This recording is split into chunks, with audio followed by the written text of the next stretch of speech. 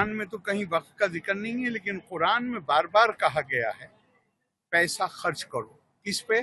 गरीब पे, कमजोर पे। पटना ऐसी जगह है बिहार में जहां पर वक्फ की प्रॉपर्टी करोड़ों में नहीं अरबों में आवाहन मुसलमानों को किया गया है, लेकिन जो वक्फ प्रॉपर्टी है उसका फायदा किसको पहुंचेगा वो कुरान में साफ है कि उसमें आप हिंदू और मुस्लिम का भेद नहीं, मतलब किसी भी कोई भेदभाव नहीं कर सकते। वक्फ करने वाला मुसलमान हो सकता है, वक्फ से फायदे उठाने वाले का तो साफ साफ लिखा हुआ है कुरान में कि वो कोई भी, उसके लिए एक ही मापदंड है कि अगर वो निर्धन और निस्सहाय। आपसे विनती है कि आप ये जानिए वक्फ किस काम के लिए होता है। वक्फ होता है धर्मार्थ का काम करने के लिए। कुरान में तो कहीं वक्फ का जिक्र नहीं है, लेकिन कुरान में बार बार कहा गया है पैसा खर्च करो। किस पे? गरीब पे, कमजोर पे, जो बिल्कुल डेस्टिट्यूट को क्या कहते हैं, जो निस्सहाय पे, जिसका कोई नहीं है, उस पर खर्च करो।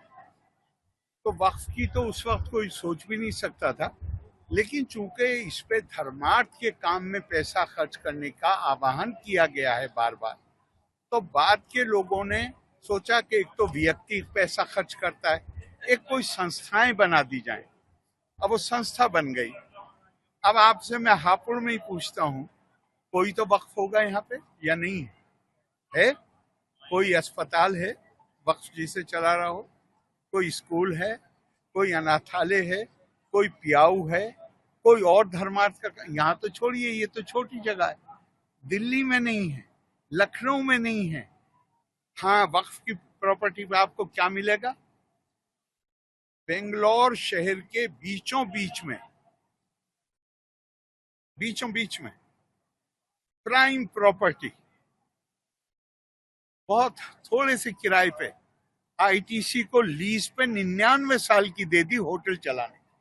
अब वक्फ की प्रॉपर्टी का इसके लिए कि वहां पे होटल चलवाइए और थोड़ा सा किराया, तो क्या आप ये मानने को तैयार हो जाएंगे कि जो डील हुई होगी वो सिर्फ इतने कम किराए पे हुई होगी या पीछे भी कुछ है उसके?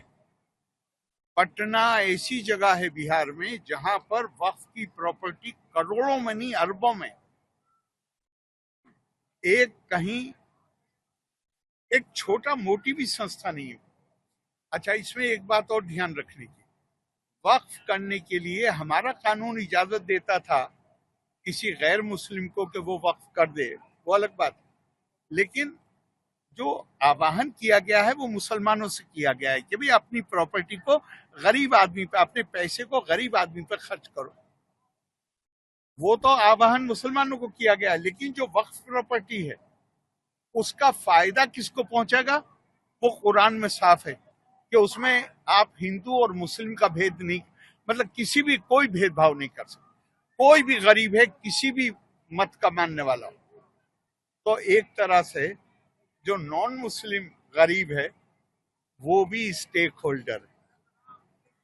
और मैं पढ़ दूं, आप कहें तो कुरान की आयत, इन्नमस सदकातु लिल फुकराए वल मसाकीन। जब पहले मामले में एक यहूदी को पैसा दिलवाया गया तो लोगों ने एतराज किया, और शायद कुरान को ये अंदाज, मतलब कुरान में ये संभावना को शायद ध्यान में रखा गया, एतराज किया कि आप गैर मुस्लिम को कैसे दिलवा सकते हैं पैसा। उन्होंने कहा गौर से पढ़ो, यह है कि फकीर मुस्लिम निर्धन के लिए है और मिस्कीन गैर मुस्लिम निर्धन के लिए। तो अब मैं मानिए मैं नॉन मुस्लिम, मैं नहीं हूं मुस्लिम और गरीब हूं, तो मेरा अधिकार है वक्फ की प्रॉपर्टी। वक्फ करने वाला मुसलमान हो सकता है, वक्फ से फायदे उठाने वाले का तो साफ साफ लिखा हुआ है कुरान में कि वो कोई भी, उसके लिए एक ही मापदंड है कि अगर वो निर्धन और निस्सहाय तो उसका अधिकार। अब अगर जब आप मानिए कोई भी संस्था हो, आपका उद्देश्य है कि उद्देश्य होता है किसी भी से, अगर आप अपने उद्देश्य के प्रति कोई वफादारी ही नहीं है और आप उस उद्देश्य को पूरा करने के लिए कोई काम ही नहीं कर रहे, तो सरकार की जिम्मेदारी नहीं है कि करोड़ों अरबों की जो ये प्रॉपर्टी है जिसका दुरुपयोग हो रहा है, सरकार पहल करे और इसको सुनिश्चित करे कि ये दुरुपयोग बंद हो और इसका लाभ उनको पहुंचे जिनका हक है कि उनको ये लाभ पहुंचना चाहिए।